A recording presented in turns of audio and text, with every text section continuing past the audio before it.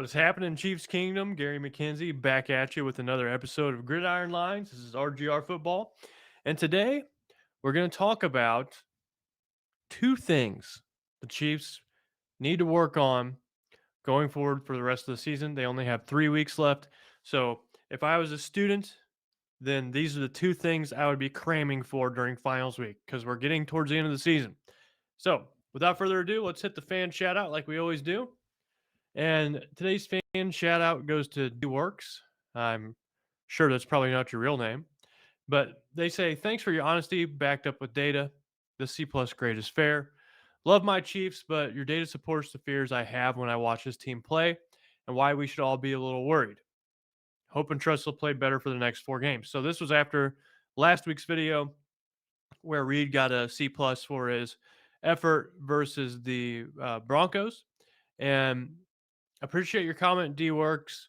And I think that the past 3 or 4 weeks I've kind of been hammering on a few issues that the Chiefs team has that I think are going to cause them problems down the stretch. However, that continuous, focusing on problems has frustrated, some people who have commented. And I even had one commenter that basically said, if I wanted to watch negative talk on the Chiefs, I would have tuned into the mainstream media, which kind of made me chuckle. But I think that's just my character and my personality is that I want to mitigate risk and I want to see the Chiefs put themselves in the best position to succeed by not doing things that are going to cause them to fail. So since I've been harping on, these negative cases for, the past several weeks, I wanted to spend some brief time focusing on what makes me happy about this Chiefs team or what makes me happy about the Chiefs. And the very first thing that makes me happy about the Chiefs and watching football in general are the cheerleaders. So cheerleaders always make me very happy. They have a way to cheer me up. That's probably why they're called cheerleaders. But the other things that I really like about this Chiefs team, and I think give them a good shot to make a deep push into the playoffs and potentially win the Super Bowl, is that they have the number one yards per game offense in the NFL, the number two scoring offense in the NFL. They have an 11-3 record, and they're vying for first place in the AFC to get that first round bye. They're number four in sacks defensively with 43, and then they have Mahomes, who is by far the best player in the NFL right now. And if you have the best player at the most important position and it's not even close, then you're always going to be in the mix. However, I still think there are things that the Chiefs can do to make themselves be better as they, head down the stretch into the postseason. And if I'm the Chiefs coaching staff, these are two areas where I'm really going to spend a lot of my focus as far as getting better. But before we get there, I want to start by talking about the rolling defensive average in terms of points per game. So this is not going in the right direction for the Chiefs. And since week 11, the team has been moving in the wrong direction as far as points per game allowed. You would hope that in their week 13 and 14 matchups, or their 13 and 14th games versus, Denver and Houston, that they would have been able to drop their points per game allowed further. And unfortunately, that was not the case. They've actually been rising. The defense has been giving up more points as the season progresses. And next week they have the Seahawks, who will be a good test, and they have a good offense. They've been able to score some this year, and so we still need to see the Chiefs, in these last 3 weeks, put the hammer down defensively because that's going to give them their best shot. The better defense this team plays, the better shot they have of winning a Super Bowl. And the main reason for the Chiefs' defensive problems this year, and this is item number one, is that the Chiefs are currently dead last in the NFL, allowing a touchdown on 69% of their opponent red zone attempts. And that's not nice.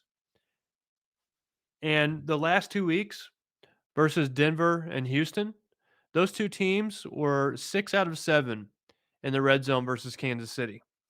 These were two teams who were near the bottom of the league in terms of red zone conversion percentage, and the Chiefs let them score on 6 out of 7 attempts.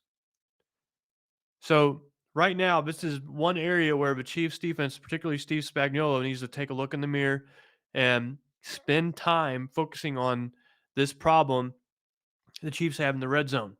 They're dead last in the NFL. So huge area of improvement that they need to focus on. And the main area where these touchdowns are coming from in the red zone are from their passing defense. So the Chiefs have allowed the most passing touchdowns in the NFL. And part of that is because of the fact that Mahomes is the Chiefs quarterback and the opponents are trying to play catch up and keep up. And so they're throwing the ball a lot more. They're playing from behind. They're, some of these maybe garbage touchdowns. So that's part of it. But another part of it is just the youth in the secondary. And I'll cover more on that here in just a little bit. How the goal line is the goal line performance for the Chiefs is affected by their youth in the secondary. But speaking of red zone performance, it's actually worth about 19% of a team's record according to Football Perspective. So what you're looking at here is a graph where Chase Stewart from Football Perspective basically mapped out each team's plus or minus in their red zone percentage. So if a team has 60% red zone percentage on offense and a 50% red zone percentage on defense, then they're plus 10. And basically, it showed a correlation between that statistic and winning. So, the red zone defense right now, if the Chiefs were to improve their red zone defense, it would have the biggest impact on this team going forward in terms of wins and losses, how the games play out, etc. So, right now, I'm identifying the number one problem with this Chiefs team right now is their red zone defense. If they're able to improve in the red zone, then they're going to be a hard team to beat in the playoffs. If they don't, then it's all going to fall on Mahomes' shoulders. He can carry the team, but we'll see if that's the case, once we get to the playoffs. So, like I mentioned, they discovered that the greater percentage of variance you have in terms of your red zone performance versus your red zone defense, your offensive performance versus your defensive performance in the red zone, then it boosts your win total throughout the year and it accounts for 19% of a team's winning percentage. So far in 2022, the Chiefs' red zone offense is at 66.1%, and the Chiefs' red zone defense is at 68.6%.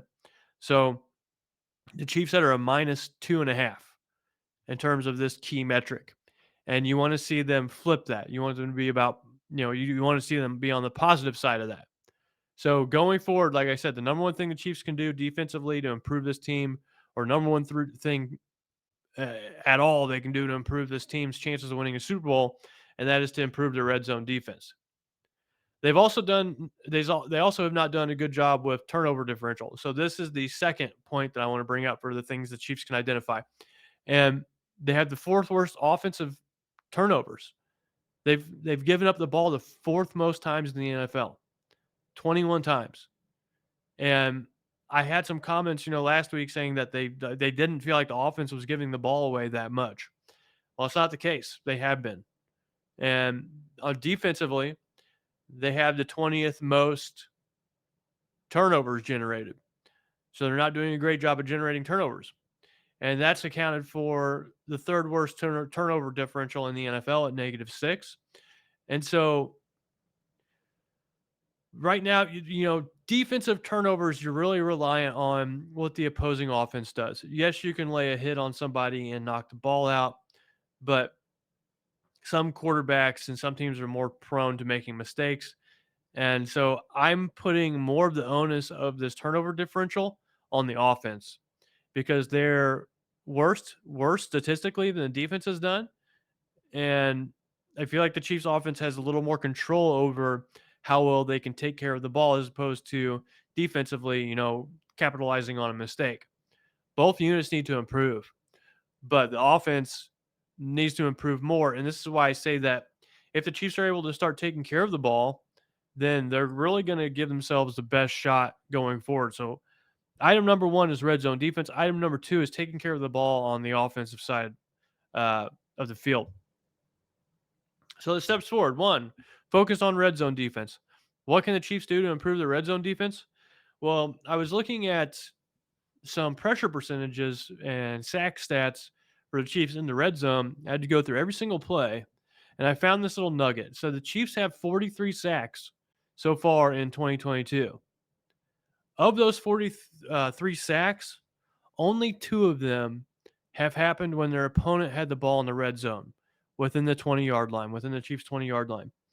The Chiefs have ran a total of 907 total plays in 2022 defensively.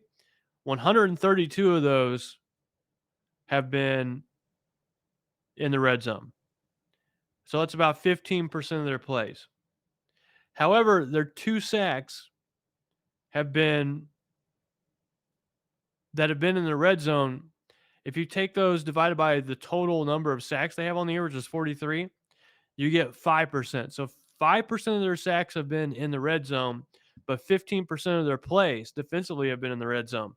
Even if you drop that number um, down to 100, like if you just throw away 32 plays for maybe, running the ball more often when you get towards the goal line, then you still have 5% of the sacks were generated in the red zone while 10% of their plays were in the red zone.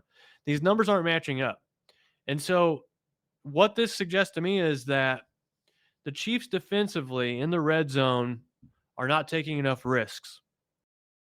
I haven't been following this all year long.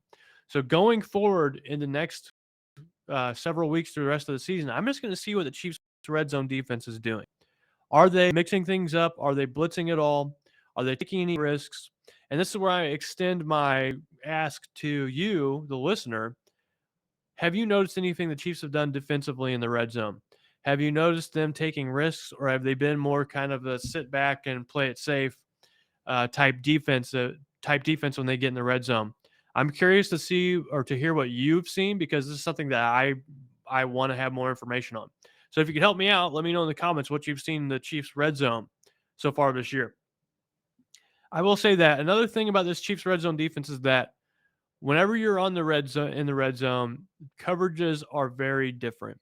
So oftentimes you may be playing cover 7, or you have 7 defensive players, near the goal line, who are playing pass defense. And this is a very complex defense to get sorted out. And you would expect with younger players in the secondary that they would be susceptible to giving up touchdowns. And that's exactly what we've seen. So as the season ramps up, you should see players like Watson and Joshua Williams and Trent McDuffie getting better in this area. That wasn't the case the past 2 weeks, as they gave up a lot of touchdowns to both Denver and Houston, which they should not have done. But it's a work in progress for this defense. Number two is, obviously take care of the ball. And the Chiefs offense has all the control in the world to do this. They can take care of the ball, and it's something they can work on. And, it's not really that complicated.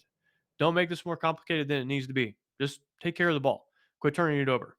If you turn the ball over 2 or 3 times versus Buffalo or Cincinnati in the playoffs, you're probably not going to win that game. So get the turnover sorted out, and you'll be okay. I will say that amazingly, the Chiefs are still fighting for the number 1 seed when they have the worst red zone defense and the third worst turnover differential. I mean, that just goes to show how good this team is offensively and how good Patrick Mahomes is leading this attack. So I still have high hopes for this Chiefs team. I still think that they're the favorites in the AFC to go to the Super Bowl, but I really want to see them work on these two things, because I'll feel a lot more comfortable if they get them sorted out. Now we're on to Coach Reed's grade versus the Houston Texans, and I was at a bit of a loss for how to review this game, but ultimately I decided that you're playing the Houston Texans, a 1-11 team, and who are well coached, and they have been playing with a little more fervor these last several weeks. But once again, they were 1-11 at the start of this game. Did not do a lot well offensively. Did not do a lot very well defensively. And the Chiefs came in and they committed 10 penalties. They got off to yet another slow start. So they didn't score a touchdown in the first quarter. I believe that's 5 games in a row where they've done this. And the team also defensively, once again in the red zone, gave up touchdowns. And I think that the the fumbles were also a problem in this game. I will add that Mahomes, wow, this was one of the best games he's ever played. Completing 20 passes in a row is insane. Completing 88% of your passes whenever you throw over the ball over 40 times is also insane. So Mahomes really led this team once again, putting them on his shoulders and carrying them across the finish line versus a Houston team that, while pesky, they should not have posed this big of a problem for the Chiefs. And so I don't think that defensively this team was well prepared for this game. That's the second week in a row where that's happened. And overall, you have a 1-11 team taking you to overtime, and you need a fumble by the opposing team, a mistake by the opposing team to win it. So I'm not going to grade Reed very highly on this one. I give him a 70 out of 100, which nets him a C minus, which is some may think is harsh, some may think is not harsh enough. But with that said, I want to say thank you for watching this video. What do you think the Chiefs' grade should be? What do you think Coach Reed's grade should be versus the Texans? Do you think I was too harsh with the C minus? Do you think I was just right? And then let me know what you think the Chiefs' defense has done in the red zone. Have they lacked aggression, or have they been aggressive but just failed? Is it a schematic issue, or is it just a bunch of rookie cornerbacks and secondary players trying to make their mark in the NFL, having a hard time learning the most complicated area of the field, which is red zone defense? So let me know in the comments. As always, make sure that you like this video and you subscribe if you have not done so already. All that said, appreciate your time. It's a dream to be here talking with you guys on YouTube. This is Gary signing out. Go Chiefs. Thanks for watching this video from the team at RGR Football. Click these videos to see more and subscribe to RGR Football.